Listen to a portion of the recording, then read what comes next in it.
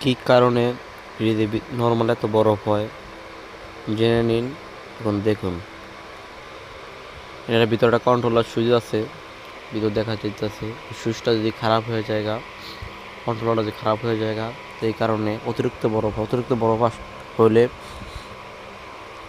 অনেক current bill বেশি আসে। কম্প্রেসার মেশিনটা অনেকক্ষণ চলতে হয়, এই কারণে আপনার কারেন্ট বিল অনেক বেশি আসে। এই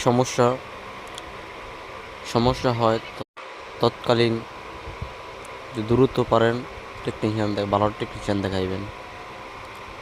আল্লাহ হাফেজ।